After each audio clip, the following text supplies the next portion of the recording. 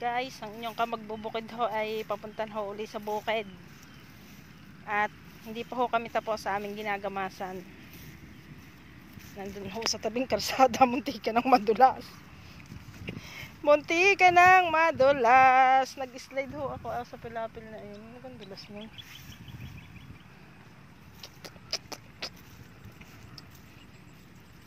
Hoy, namimilapil ka magbubukid. Yan ho, mga nakikita nyo yan. Yan ho, mga palayang yan ay kanila ho yan. Kanila ho, matutumba pa sa pilapil.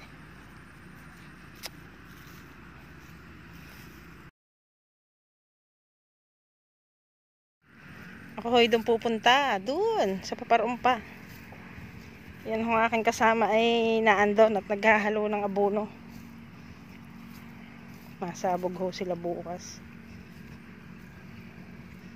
Yan naman hong isa pa ay wala, may pinuntahan.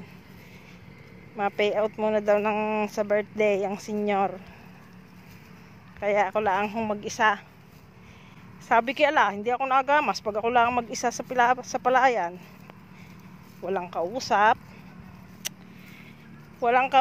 kundi ang mga damo.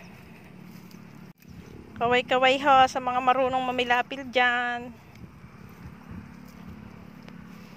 At sa mga hindi ho marunong maglakad sa pila-pilan, nood-nood na lang ho kayo.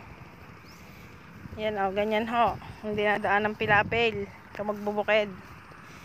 Sa mga kagaya ko hong magbubukid, ay marunong ho syempreng mamilapil. Pero sa mga laki ho sa syudad, ay hindi ho alam ang maglakad sa pilapil. Hello guys, vlog for today. Yan ho, naghahalo ng abono. Ari ho ay patatlong sabog na. Ang ganda ng kulay oh.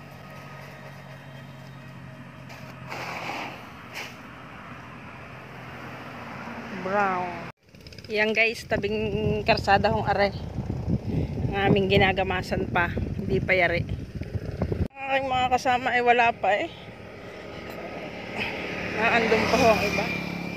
Kita nyo guys, oh, yung gitnang yun, ukab. Yun ho ay tinikman ni kumare. Si kumare at si kumpare, sarapan ho sa aming palay.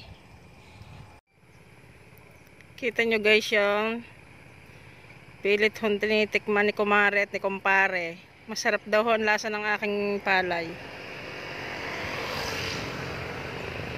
Yan guys, dini ho kayo magagama sa isang pitak na rin. Yan guys, ako ho ay uuwi na. Rin na lang hong isang ring iwanan ko din at ang akin hong liig ay nangangate. Nalimutan ko ang aking pamiring.